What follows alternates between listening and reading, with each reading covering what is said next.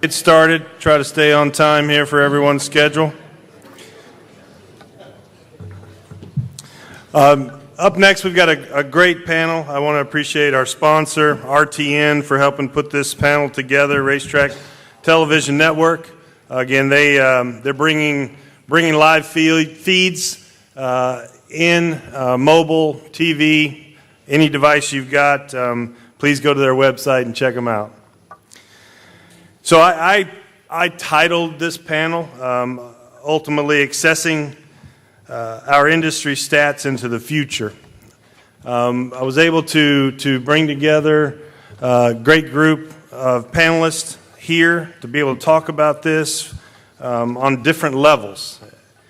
And I'll start by introducing Pat Cummings, also the Executive Director of the Thoroughbred Idea Foundation. But Pat, a former executive with the Hong Kong Jockey Club and their racing and technology data provider. He joined the TIF, as I mentioned, as executive director after a 3-year stint with the Hong Kong Jockey Club's Racing Public Affairs Division, and he has a wealth of international racing experience. Papo Morales is a simulcast director and program coordinator for Am West Wager and Entertainment. He's an avid thoroughbred racing fan, and he graduated with a business management degree from the University of Tampa, so I'm sure he's going to their alma mater dinner tonight. And he holds an equine business degree from the University of Louisville. Next is Wilson Shirley. I just told a little funny story right before lunch.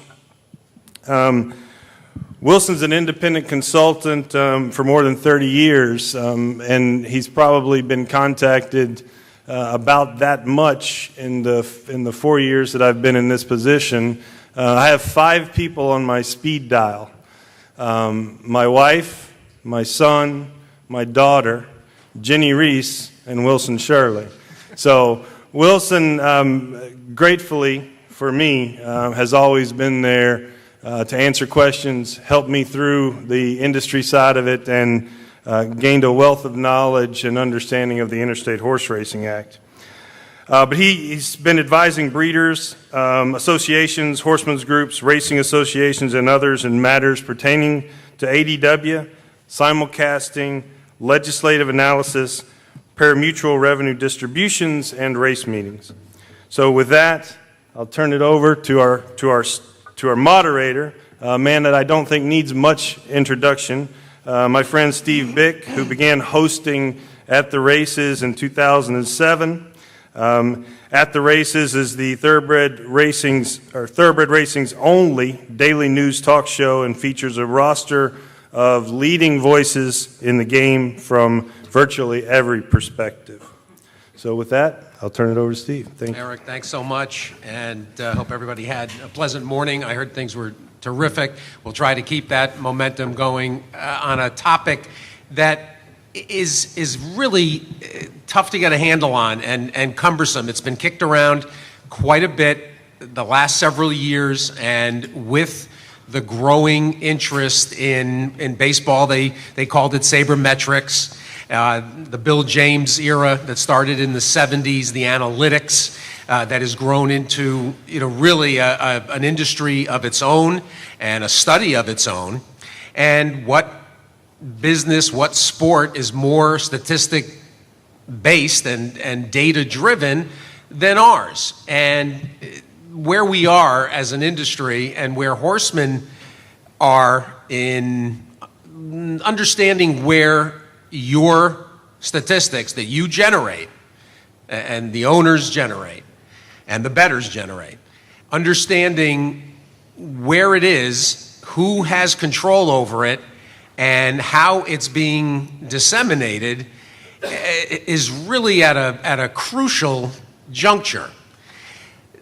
With the sports betting specter out there, and with the ease of whether it's tout services or whether it's interpretive data analysis businesses that'll be servicing the sports bettor, they've got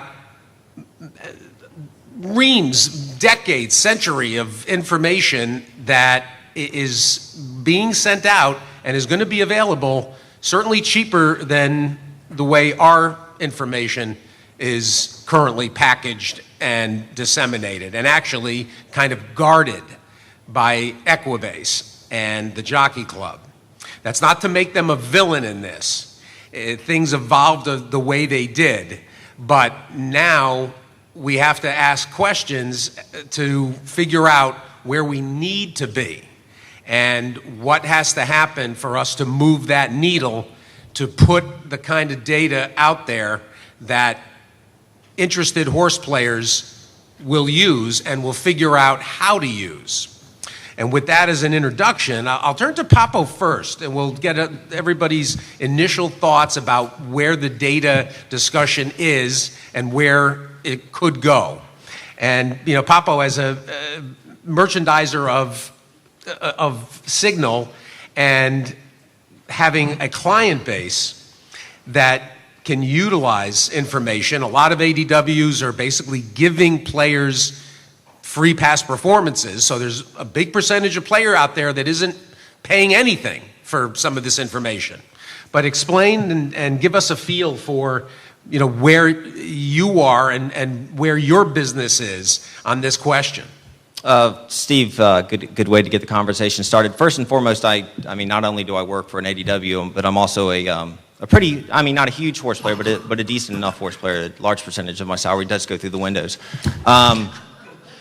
Positively, hopefully more, 9 times out of 10. But data, so to get this discussion started on data, raw data, a statistic, you can't copyright that. Major League Baseball tried to do it a couple of years ago when a fantasy gaming company started putting statistics out on baseball. Major League Baseball tried to sue them, and they lost in court. You cannot put a copyright on data. Now, the people that collect it are doing the work. So yes, they should be paid for collecting the data. But the raw data itself, I think in a perfect world, it would be an open market where innovative companies like the company that I work for, or anybody, the end user, anybody sitting out here in this crowd could gather that raw data. They could use it however they wanted to do. They could add their own analytics. And if they decided to sell that information, then yes, you have to give kickback to the people that originally collected the raw data. But I think there's a big barrier, and I got into this just because I love horses. I started riding when I was 9, and then it just grew up with me. From riding, I started educating myself on gambling. I don't have anybody in my family that's a gambler. I read all Steve Chris books. I just learned it on my own. But one of the biggest hurdles when I'm trying to get my friends involved is you have to pay for the basic information to make an educated wager. I think the basic information, basic raw, PPs, where the horse finished. I'm not talking about speed figures necessarily, but the raw data should be, if not free, then available at minimal cost, cents actually. And I think going from there, then if you want to upgrade and you want to get bridge, you want to pay for Thorograph, then you're going to have to pay for a premium product. But if we're trying to grow this sport and you're going to tell somebody they need to go buy PBs, they're going to have to spend $6 or $7 before they get to the track.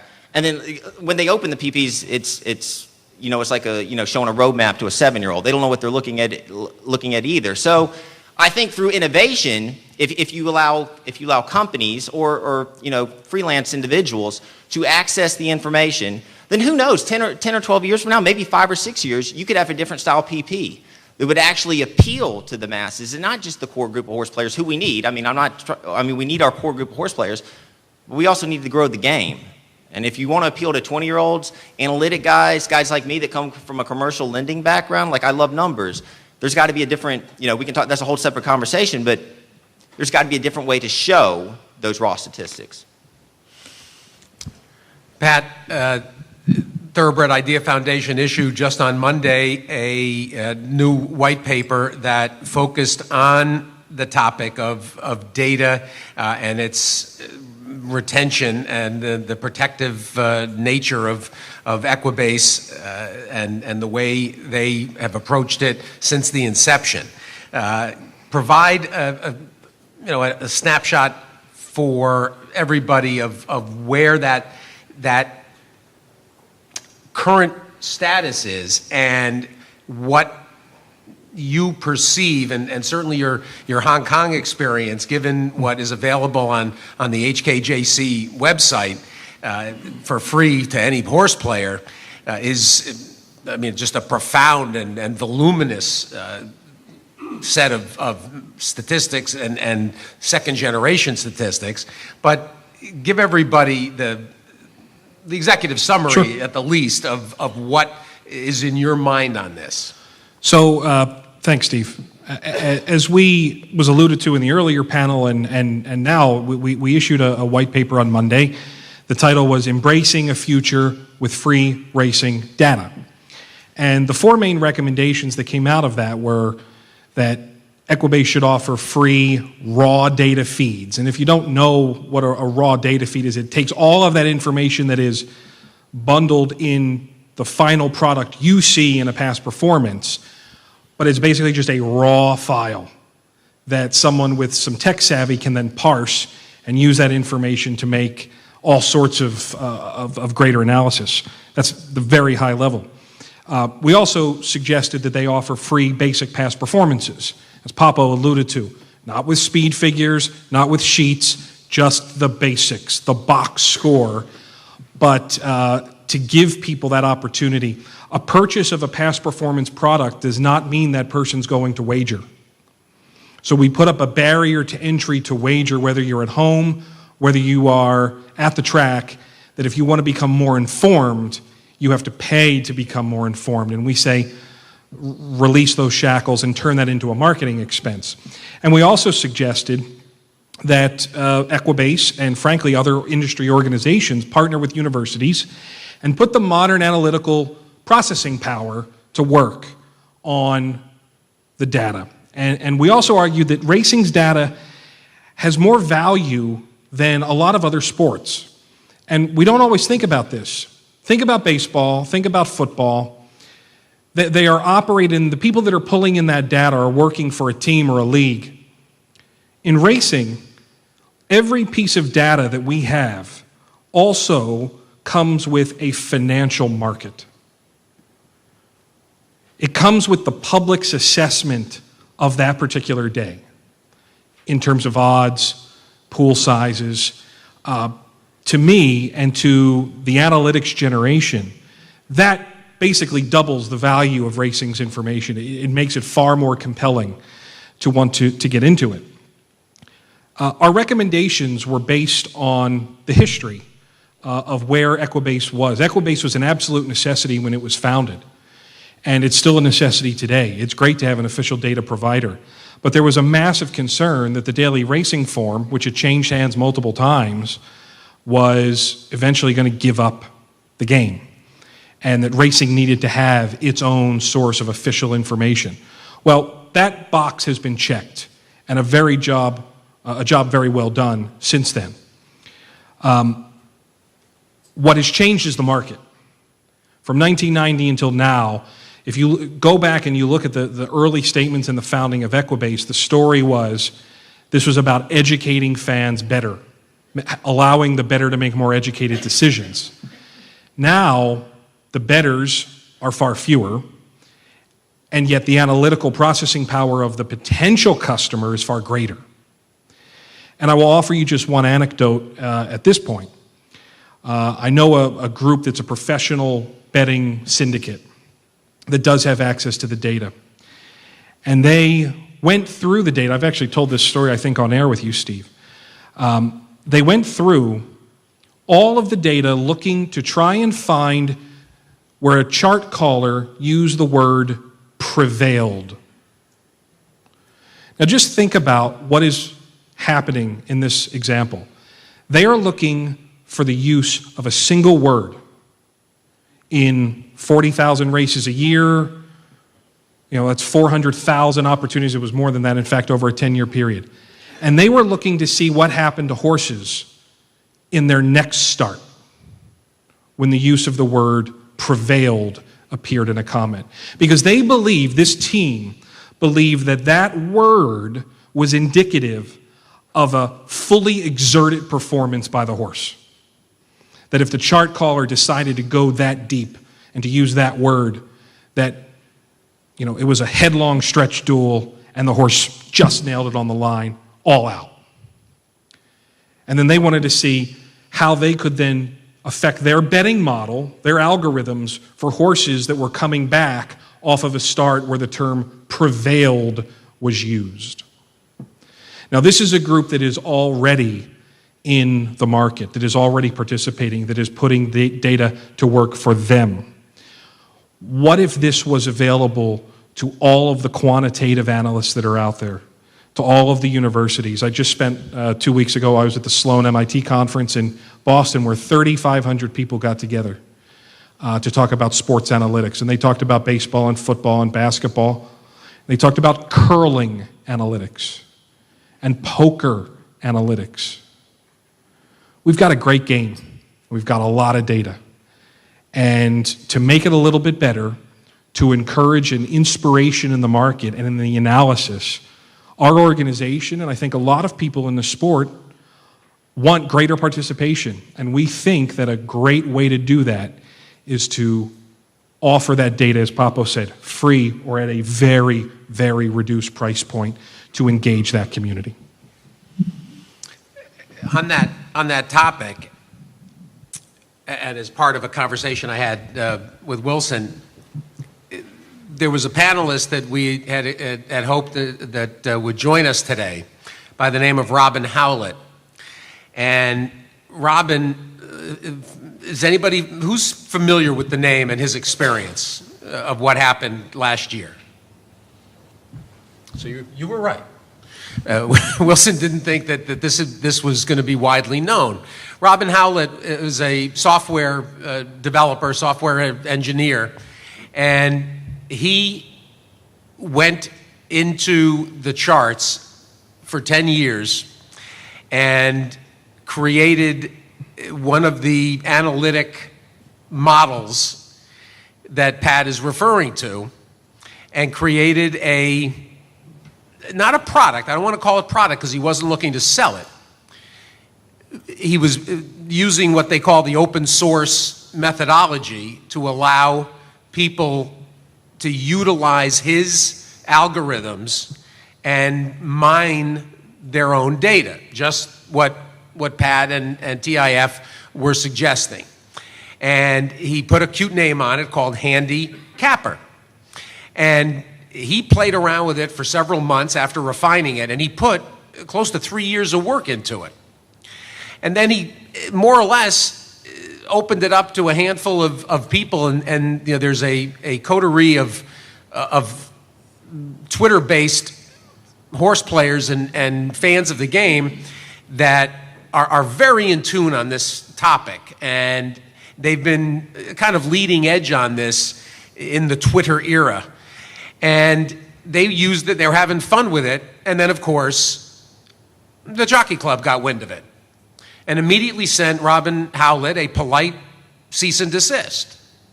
They didn't go to him and say, you know, maybe there's something we can do together. They told him, you're infringing on our material and without authorization.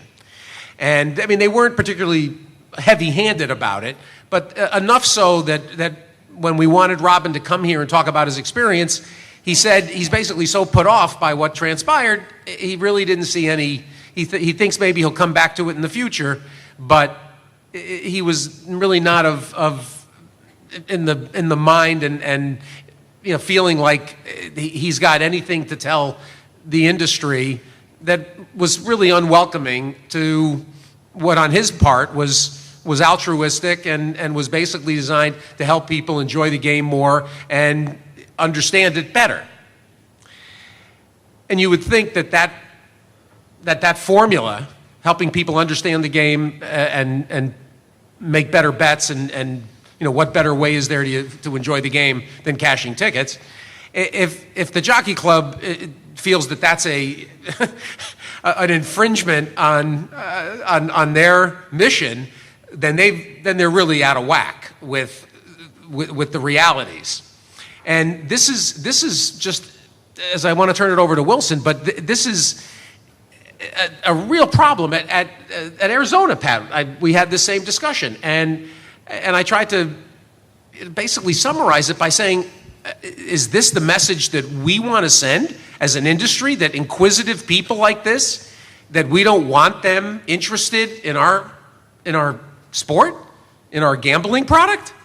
It's a terrible message, number one, and it's a message we've been sending now in this era, the sabermetric era, for 15 plus years. And Wilson, you've had experience in so many arenas in the sport. Your thoughts about how we can unlock the door, if that's an appropriate suggestion about what we can do as an industry to facilitate getting to the statistics that our owners and our horsemen are generating. Thank you, Steve. With respect to the background of this, I think it's an ironic note, but interesting. I think the sabermetric, Bill James sabermetric revolution took place in the 70s, and it was made possible because the Elias Sports Bureau, which was the official database of Major League Baseball, had a limited set of data collection. And the sabermetricians who were interested in things like on-base percentage actually sent people into the press boxes who charted every pitch. Every pitch location, what type of pitch it was, where it went. They amassed a whole lot more data than Elias Sports Bureau, the Major League Baseball's official data base. And the data that these sabermetricians collected became Stats Incorporated, which is now, I believe, a partner of Equibase. But it was the accumulation of additional data over and above what was the current norm that allowed this boom in baseball statistics and in baseball interest. And what Equibase did when it was founded is it put separate chart callers in the press box with the daily racing form chart callers. They had a separate data collection network. And that ultimately, when it was obvious that they were just duplicating each other's work, that they made a deal and they merged, or they bought out the Daily Racing Forum's archives and took over that function. But if you think about the data that is available to us, I think you need to think ahead. What we have now is a collection of points of data drawn from people observing videotapes of races and identifying the distances between horses at points of call, and timing the leading horse. What was the time of the race at the leading horses? So we have discrete packets at the 16th pole or at the 8th pole at the finish line. That's not what's going to happen. Those days are over.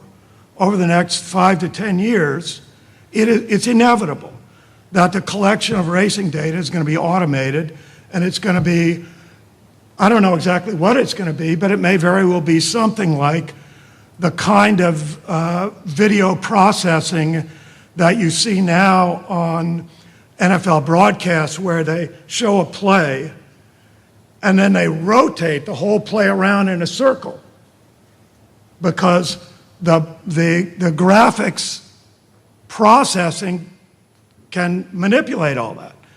So it's going to be like the cameras that are on self-driving cars that have to process, trillions of terabytes of information every second to prevent wrecks. That's what's going to be happening.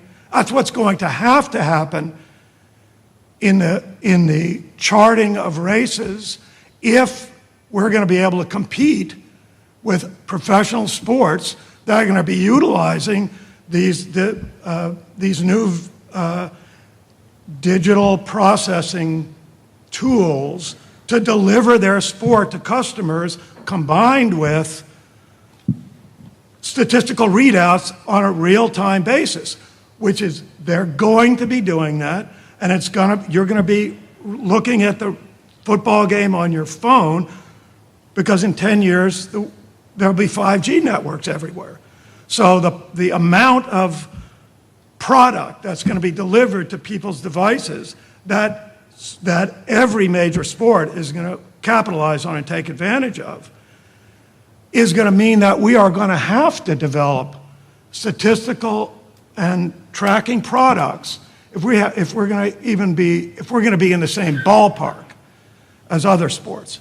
So the days of amassing this sort of mosaic of discrete bits of wagering information that make up the chart, those days are going to be over.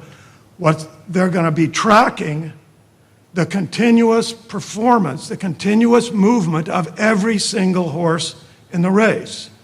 This is a fundamentally different data collection proposition than chart callers are.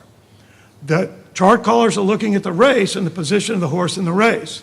What's going to be happening here is every single horse will be tracked individually in one continuous stream, and you're going to be able to say, what's the stride length of this horse?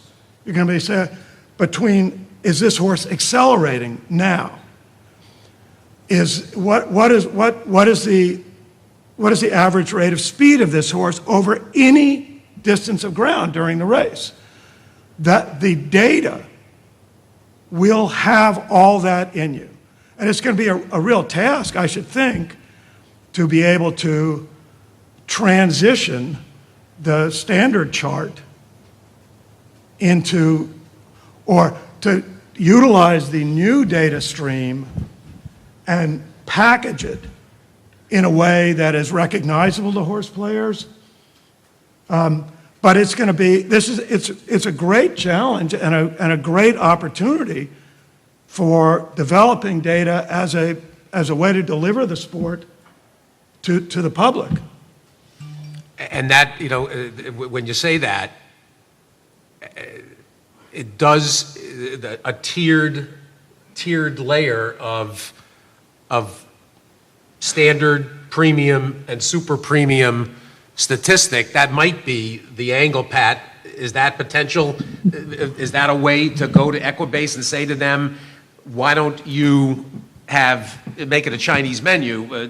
Column A is the basic introductory information, then there's the next tier, and then there's Wilson's next level, third generation stats. I think by offering the initial information in a raw format to the marketplace will inspire the innovation and hopefully in the quickest way possible to get to Wilson's future model.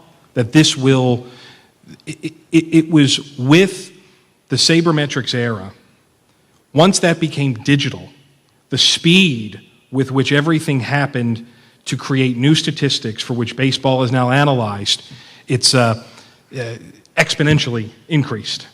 I think the same thing would happen in racing, that by opening the doors of that, just that raw information of what we have now, the marketplace would look at that and say, okay, I've got this, now how can I make this better? How can I make this modern? How can I create something that is going to revolutionize that? It becomes a product which I think you could build off of. We've got this 3-decade foundation of the data that the next steps will come, and they will come much quicker than they've ever come before. Now look, I know that Equibase has done some good work with Trackis in the past. I was involved with some of that for a few years. They've done some of their own tracking. And there are a lot of issues to the live tracking of races with live data and turning information around in a live setting. And there's value to that, particularly in the broadcast. But on the back end, for data collection purposes, where you don't need that absolute automated real-time response, but you're just in collection mode, the possibilities, as Wilson suggests, are there in other sports. They're being used more than they ever have before.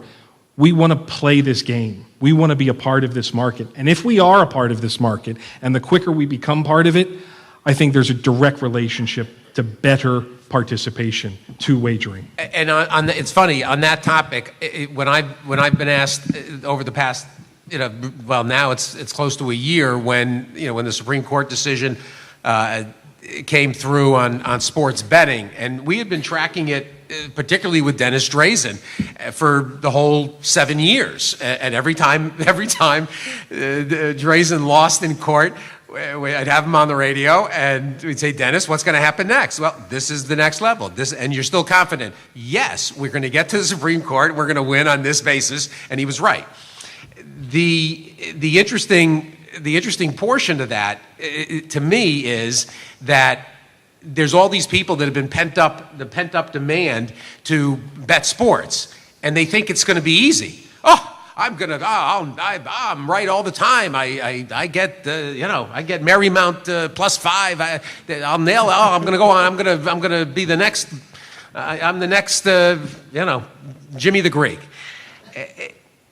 They're going to find out that it's not easy to win, and at that point, I think racing's got to be in the position to say, "Come look over here," because you're just like we've tried to explain to casino bettors and other bettors of that ilk, that this is a game you can win because you're betting against the opinions of others. You're not, and yes, there is a house rake, obviously, and that's a separate topic to address, but you've got a fighting chance in our game as a bettor. So if they're already predisposed to the kind of information that they're enjoying right now, and they haven't even had a chance to bet, they've only been playing, fantasy sports and, a little bit of the DFS here and there, etc.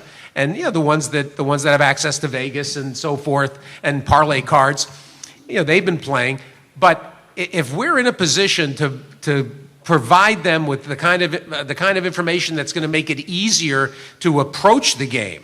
I mean, let's face it. I mean, we've got the most complex wagering equations of any betting game. It's very complex. We've got more moving parts than anything. There's nothing else like horse racing.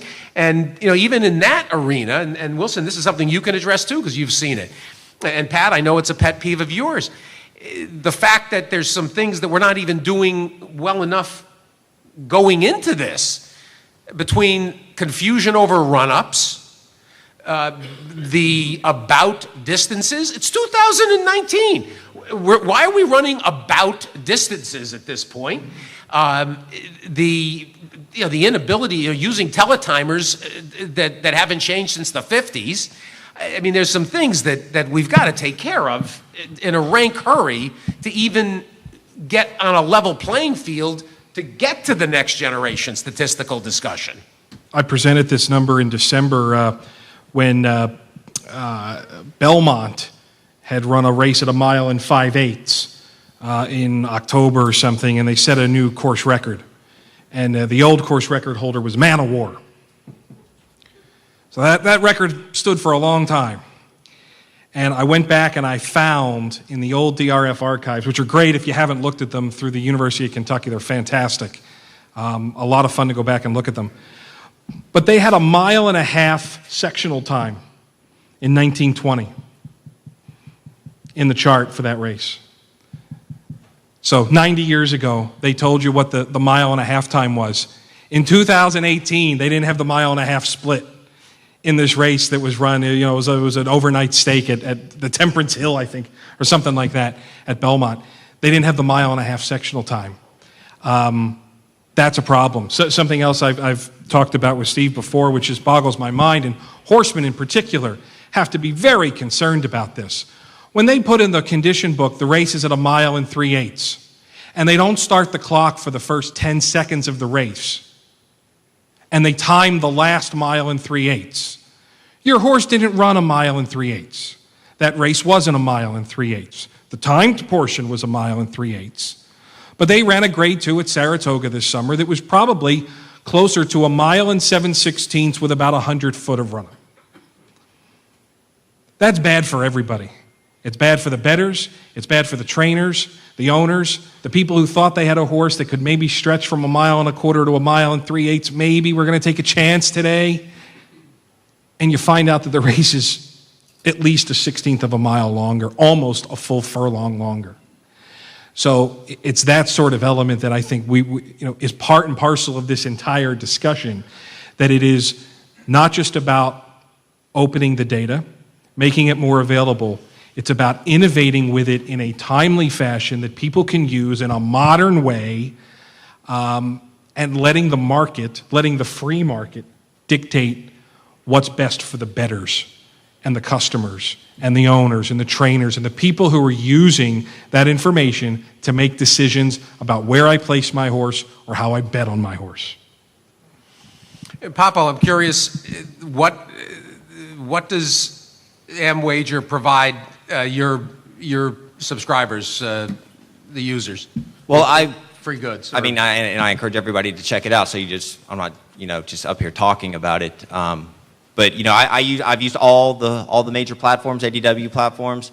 Some of them I have to use for content reasons, which is a whole other discussion that content's denied. But what we've tried to do, and what Nelson Clemens, my boss, did, was when he built the platform, it was actually built by a group of players, some very prominent players. I don't want to name drop here, but I'm sure everybody here on this panel is familiar with them. We took their ideas, what they wanted to see in a wager pad, and through technology. I mean, that's how the platform was born. And if you pull up our platform and you pull up other platforms, it's night and day. I mean, we're taking some of the tools that are available to the high volume players, whether it's file uploads, Dutch wagering, which is constantly adjusting your bets based on what the current odds are. We're trying to give the everyday player, you, me, anybody out there, the same tools and the same technology that the professional guys that are betting tens of millions of dollars are using, and developed on their own. And I'll add to that, Steve. I think in a marketplace where we value more people getting more information and greater participation, that those customers who are going to become attracted to racing, the stats hounds, the data geeks, those are people we want in our markets, that we want participating. They will demand innovations like the ones that AmWager has in place, and only a few other ADWs that maybe are scratching the surface. But that mass market has not adapted to that sort of platform yet, and hopefully, if we can kind of join the era of analytics, join this modern data quest that all of our other sports are engaging in, and certainly those ones that are going to be legal for wagering in many states. I know that the conversation earlier, someone referenced 20 states. I think it's more than that. A lot of people in Vegas very comfortably think it's 30 in 3 years, and that becomes essentially a really big snowball rolling downhill with some of the other states that currently are very conservative in that approach to liberalize over time. Those types of customers do not want the very basic ADW setup. They want all the bells and whistles. They want that full market approach, and there's very few entities that are giving it to them right now, and I'd say AmWager is certainly one of them. Wilson, and I don't think any of us are so old that we were there when this discussion started. But how much, from your understanding, how much discussion was there at the time when Equibase was established as to who really had the right, who owned these statistics per se? If the trainers are training the horses, the owners are paying for their upkeep, the racetrack is providing the bricks and mortar to run the races, the states are the management, the jurisdictional supervision, and then there's this entity over on the side that now owns everything and controls it.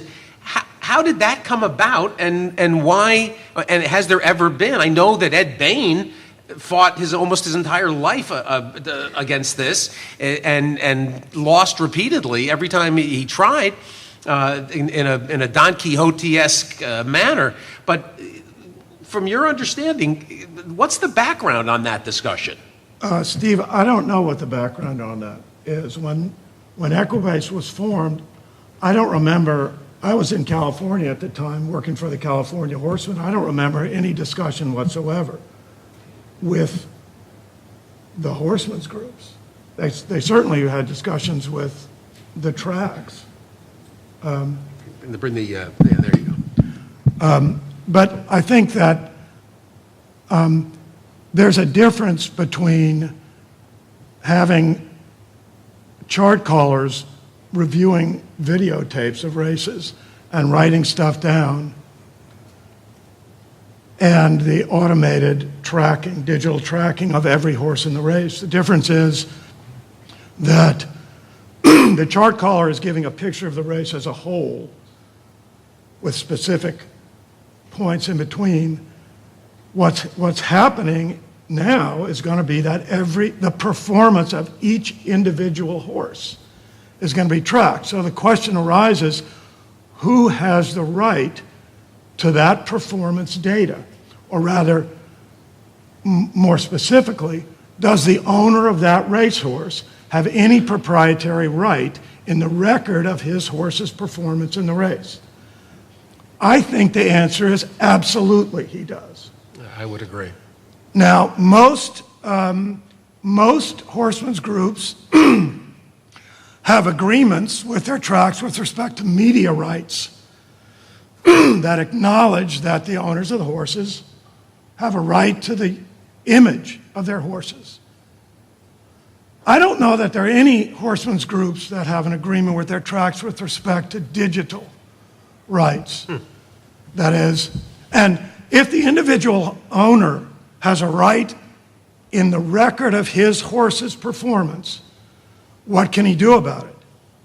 How does he exercise that right? How does he claim it? He can't. Only the horsemen's organizations can assert those rights and claim those rights on behalf of their members. Nobody else is going to do that. So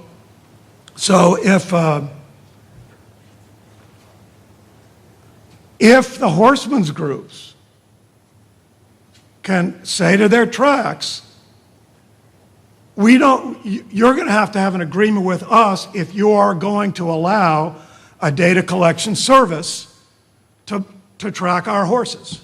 Or the horsemen's groups could go to the data collection service and say, you have to have an agreement with us if you're going to collect the individual performance data of our members' property. These are questions that you people have to ask now. Because if you don't, 5 years from now, these systems will be up and running, and and whatever claim to the property rights of horse owners in this matter, they'll be gone. You'll have lost them. You have to try to address these issues now before the system's in place. Steve, I'm Doug McSwain. I practiced law for 24 years with Don Sturgill, who was general counsel back in the days for National HBPA, back in the days when the Equibase was getting started up. He and I had many discussions in those time periods as to who owns the rights and the data, whether there was any way to stop Equibase from taking this without asserting certain kinds of proprietary rights that Wilson is speaking about. And ultimately, we determined the only thing that we would have would be publicity rights, which entails really more than just data. The law has progressed since that time period. Mr. Morales, is it?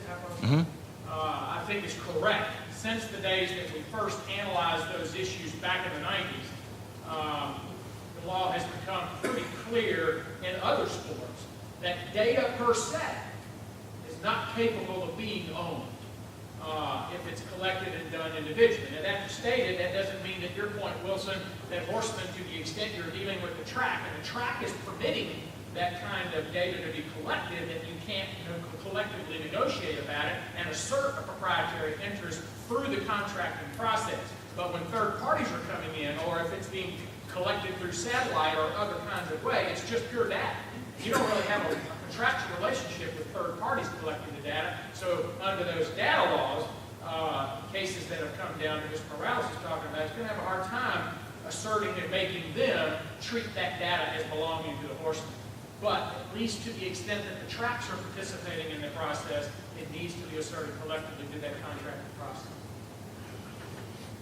Well, I'm not sure if the video processing as a means of collecting data is any different than the kind of, if the owner's rights with respect to that property is any different than the owner's rights with respect to the use of the videotape for publicity purposes or any other purposes.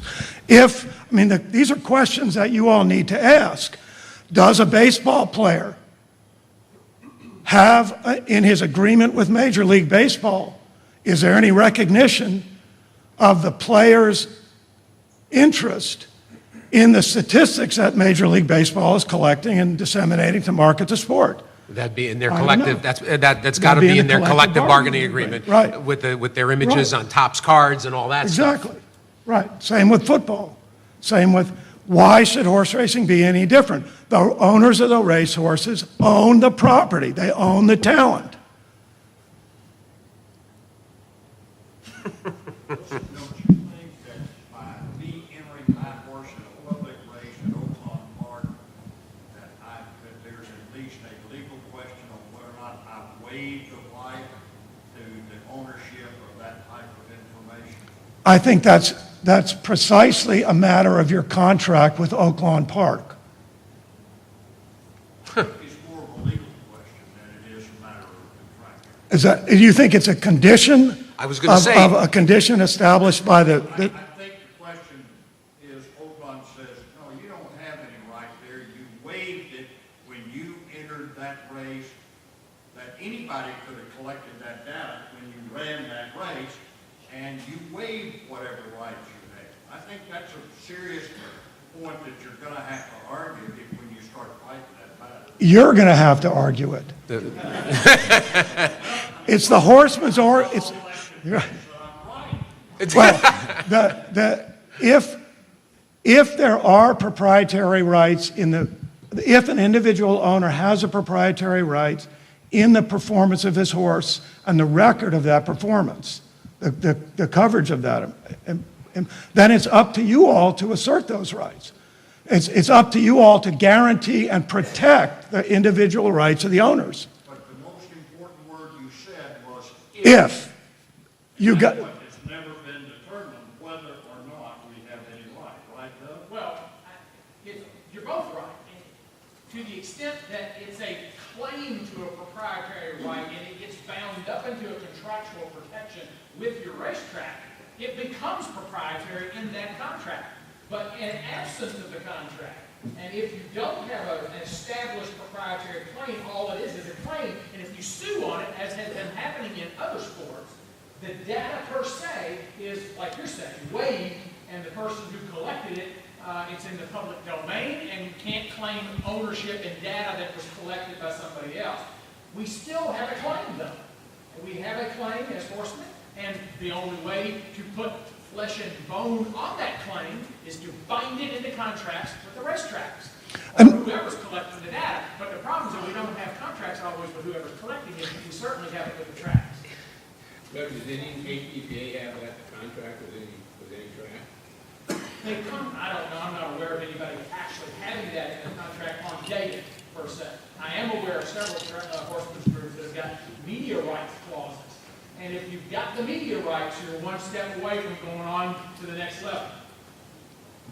You ought to move that way. You ought to think in terms of talking about it with your track on the media rights and then data rights. And Pat, I want to fold you in with your Trackus experience here, and frankly, Trackus kind of came off the tracks when you left. Is there potential for an aggressive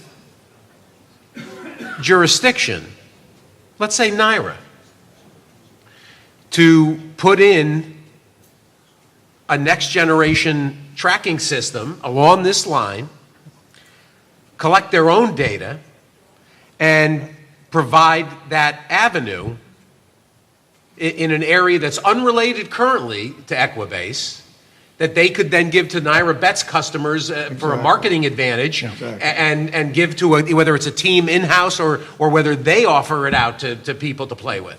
While we exist in a world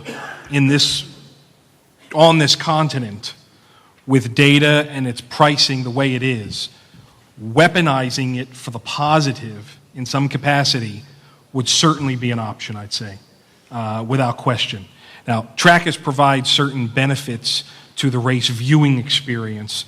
I'd say I was probably ahead of the curve in doing some of the things with the data that I did, and that didn't get carried on with, and that's unfortunate.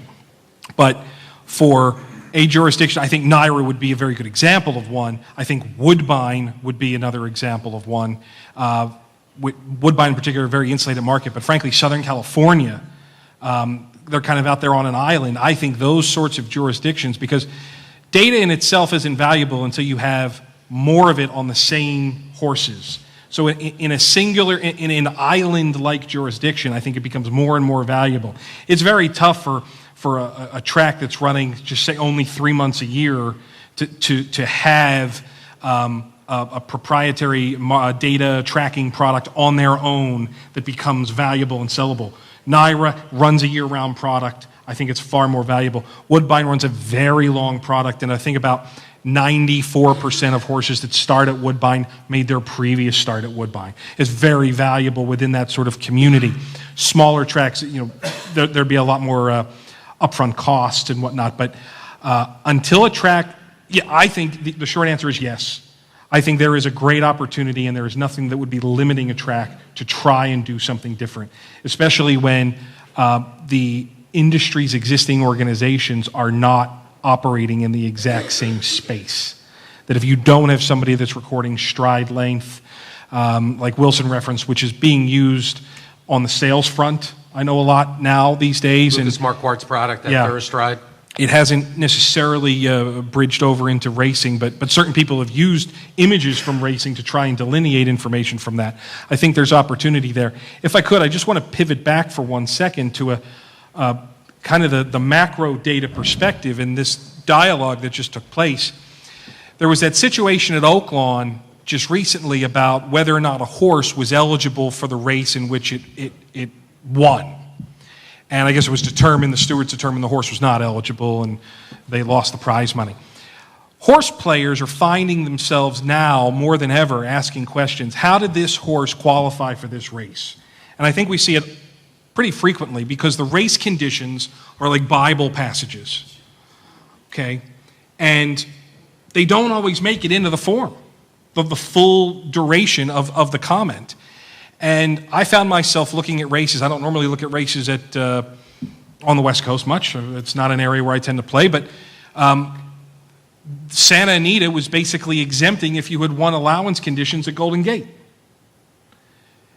And I'm looking at a Santa Anita race saying, how is this horse eligible for this race? It looks like it has clearly cleared this condition.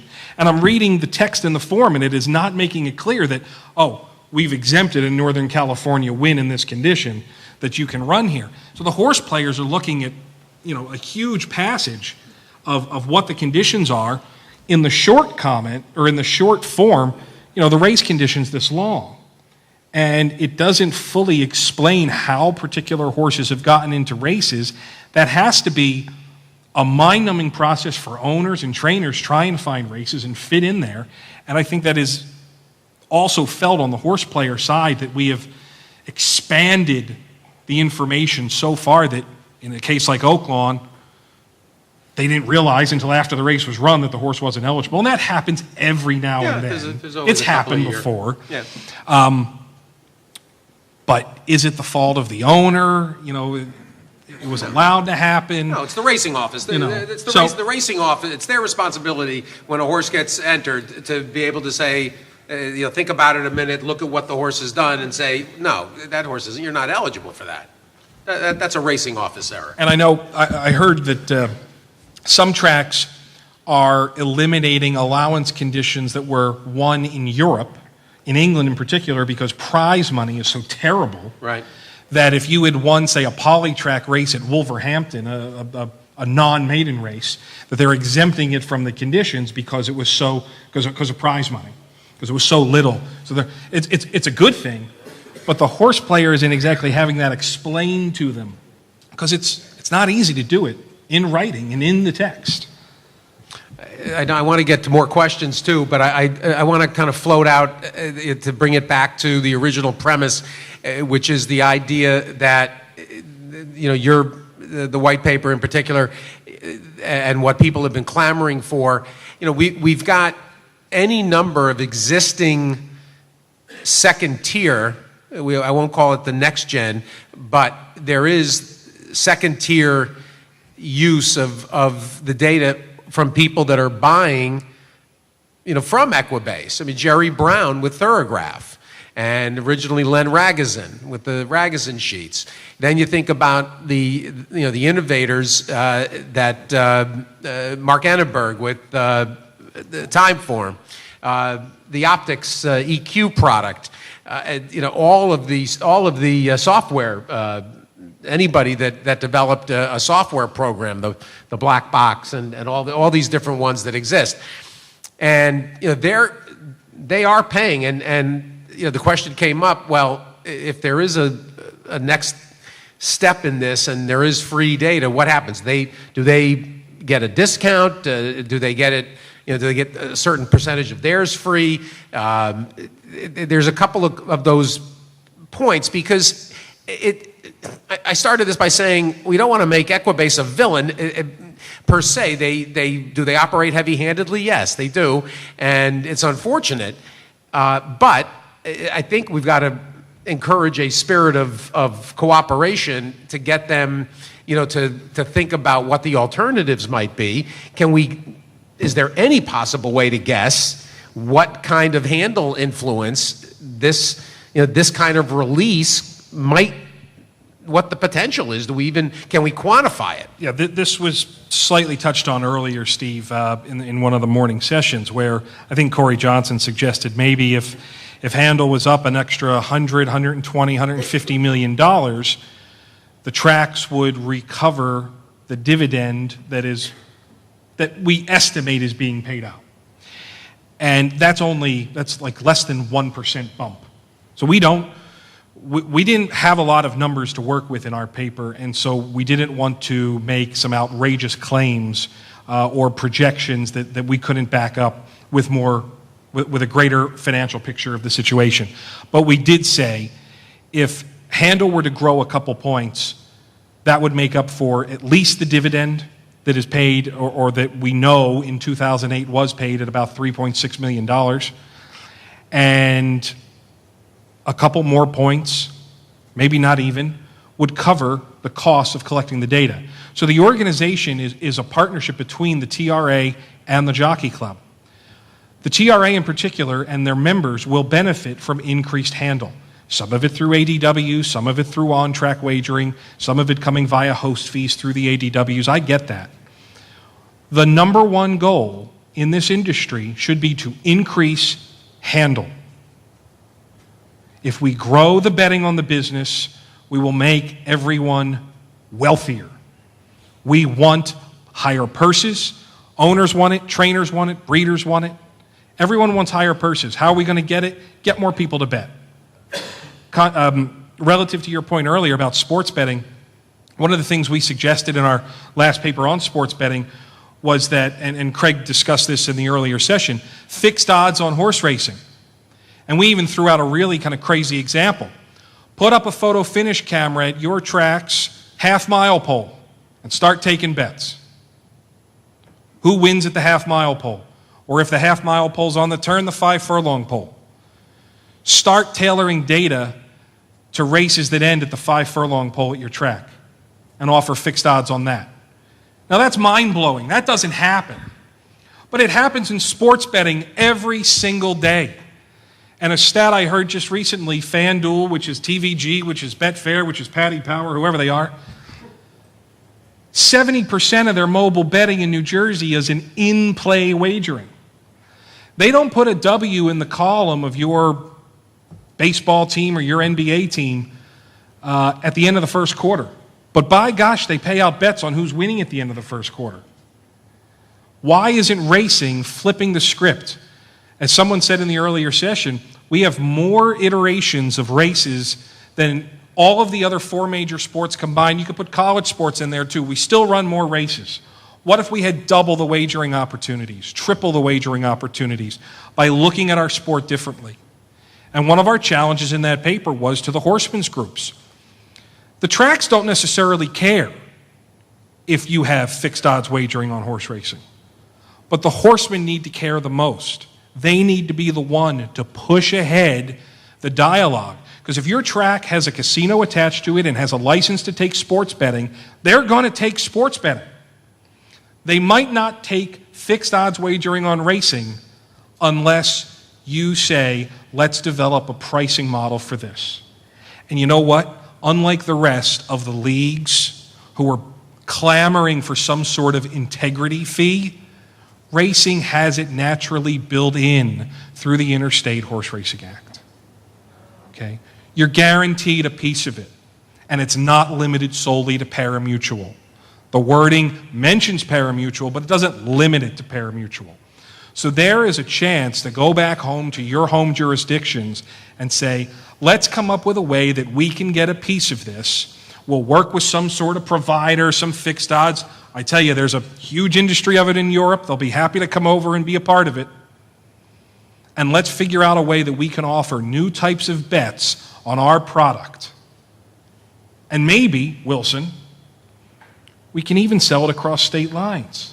Yes. If the person who's betting on it is also in a jurisdiction where that's permitted. And guess who can't do that right now? Sports betting. Racing has the advantage. Still do. Still have it. And how ridiculous is it that legal scholars in New York State are saying that the path to mobile sports betting in New York should be to follow the example of horse racing? Yeah. They're using us as the poster child to help their business. There's a lot of opportunity here. And the thing is, the tracks don't have as much incentive to push this forward. The horsemen do. And I really would implore you to take that home and to work with your teams to try and come up with a sit-down with the tracks, with foreign entities that can help you with that. And I'll take the opportunity, obviously, and you heard earlier from Craig Bernick and with Pat here to follow up on that message.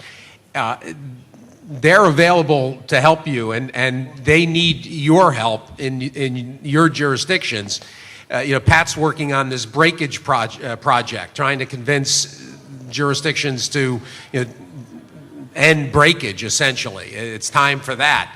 And introductions to if you help him, he's happy to help, obviously, whatever area are coming up. And these areas are coming up, like line drives at a shortstop. They're coming from every direction. So I wanted to make that offer. Pat's too shy to do that. It's Let me get some questions. We got a couple of minutes left. If anybody has seen a piece of this and has had experience or been involved.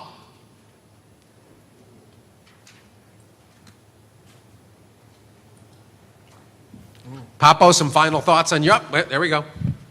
John Moss, Iowa HBPA. A couple thoughts. One is that our association worked with TVG a couple years ago in terms of exchange wagering. One of the issues we ran into is twofold. One, definitions.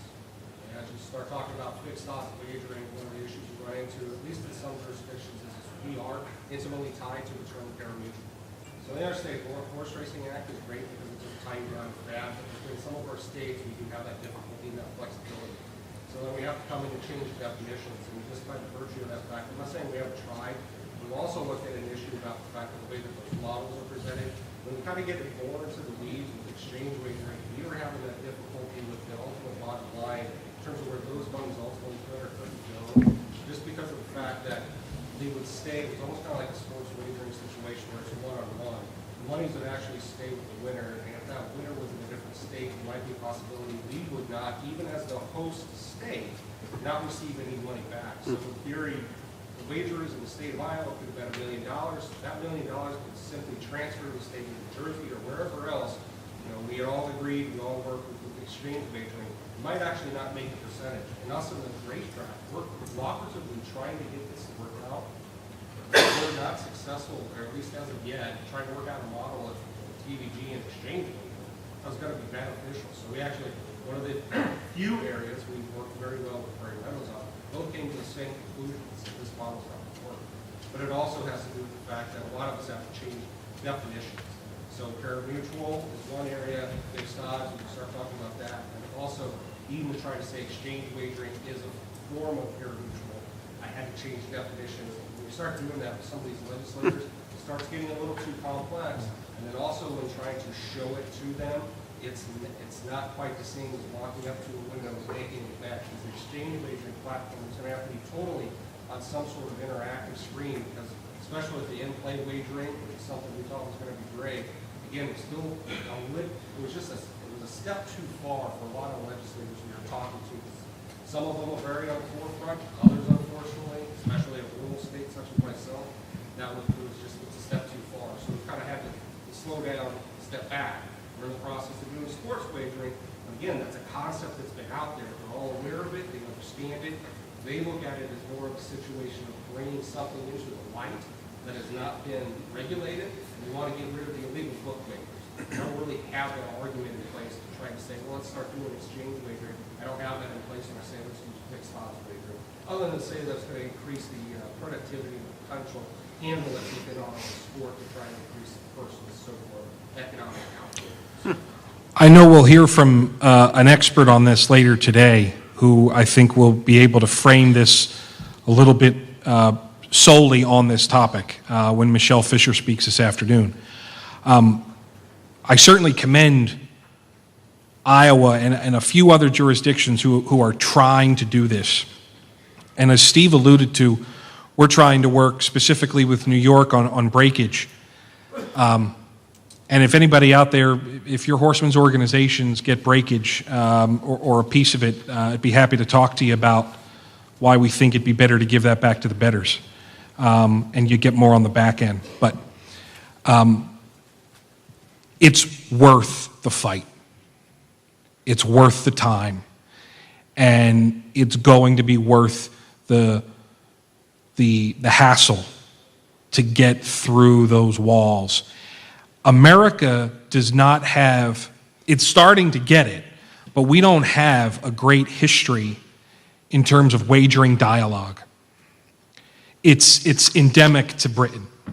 You know, they've been doing it for years. They've got the hand signals. I mean, remember when old Mutton Chops was on the Breeders' Cup broadcast doing all these hand signals, and everyone's looking at him in 1992 saying, what is this crazy British guy doing on the screen? And he's got his hands all over. But he was selling back to the British markets and telling them what the old hand signals meant, because the hand signals meant the prices, and the prices were being dictated to the OTB shops that didn't have volumes up. They've had it endemic to their culture for a long, long time. And to our legislators in almost every state, probably bar two, Nevada and New Jersey, that language is very, very tough to get by. And to get buy-in and to understand that. I don't argue that you've had an issue. I'm sure you have. I just think that if you keep going after it and working on it, the payoff will come, because the customers, all future customers, Craig alluded to this earlier, they're going to want a fixed odds product. It is going to be very tough to sell a 20-year-old who is betting sports for 2 years. You finally get him out to the races and you say, I'm going to bet $100 on number 2.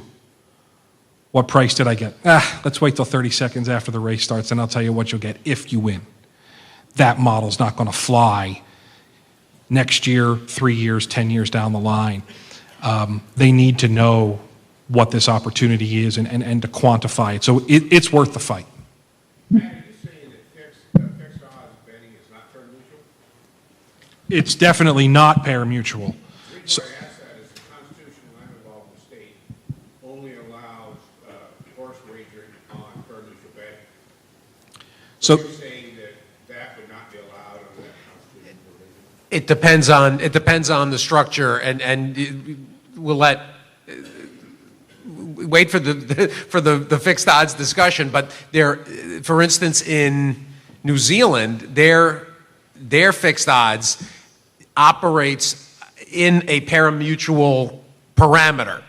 And I'm sure it's probably for that reason. They figured this out like 30 years ago in the 90s because Stan Bergstein sent Lee Tomlinson to Australia, New Zealand. TAB had a program that was able to utilize the parimutuel float and people could lock in prices, and it had a way to basically peel out whatever it needed at the intersections of the odds.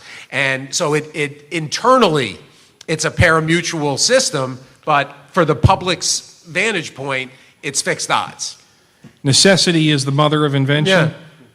We're getting to that point, I think. So you might be able to structure it. Yeah, but You might. But that's coming up, and that's a preview. You're previewing later in the afternoon. We good?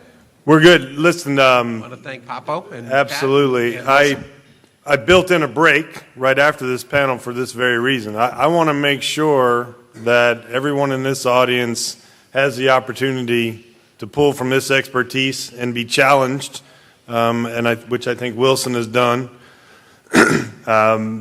I know at least one friend of mine read my CEO letter in Last Horseman's Journal, Jason from Equibase. It was a challenge, very similar to the discussion that Judge Walmsley and Wilson had, because I think we need to know. We need to answer some questions that Doug brought about, and that horsemen, whether we have our rights or we don't, I just think that's a fair question that we do need to answer, because again, as Wilson and I have discussed, the fear that I have of the GPS collection of the data, I think that is something that we need to be made well aware of and certainly deal with as horsemen. And most importantly, as the horseman's representative at your affiliate. So if there's any other questions, I'd love to get them now, because it's a great group here, and I want to make sure that you guys are happy with what you've got. Ed, great. My only question I mentioned, as the HBPA or as the owners of the horse, what would prevent us from attaching a tracking device to the bridle of every horse in a race? Absolutely. I mean, I've had that discussion. I mean, there's certainly nothing, and obviously I'm not an attorney, but to my knowledge, there would be nothing to attaching a piece of GPS to the saddle cloth, just like Tracus has done. And I have the fear of a organization such as Tracus, once exchange wagering is in the works, Tracus could be a platform for exchange wagering. I mean, right there. So, Judge Walmsley? The one thing that might prevent it is your local racing commission might prohibit it. The attachment, okay.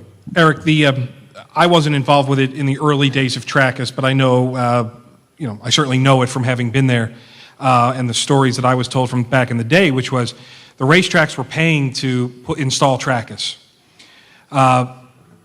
The question to the engineers was, well, where is this device going to go? And those of you who've saddled horses or have dealt with it, you see that pocket in the back of the saddle towel. The only piece of equipment in many jurisdictions that the state, that the track controls on the horse is the saddle cloth, which is where it was eventually determined that the Tracus tag went. I can guarantee you, having worked with the engineers for 4 years, they don't like it there because you can still get some blockage. You can still get the jockey sitting on it and cracking it. It's happened. But that was It was the only piece of equipment in the race that the track controls and mandates you have. So that was why it was determined. Now, in a best case scenario, you put a little thing on the helmet of the jockey. That opens up a whole nother can of issues separately. You put it on the bridle, potentially a whole nother set of issues or questions, issues of integrity. Does this rub on the horse? What happens if this, the other thing? But these questions are well worth pursuing because it is the future. And frankly, I mean, it's the present in many sports. But for us, it would be the future, and I think a welcome one. And again, it's why it's worth having these discussions. All right, any other questions? Well, thank you. Appreciate this. Really good job. You did a great job.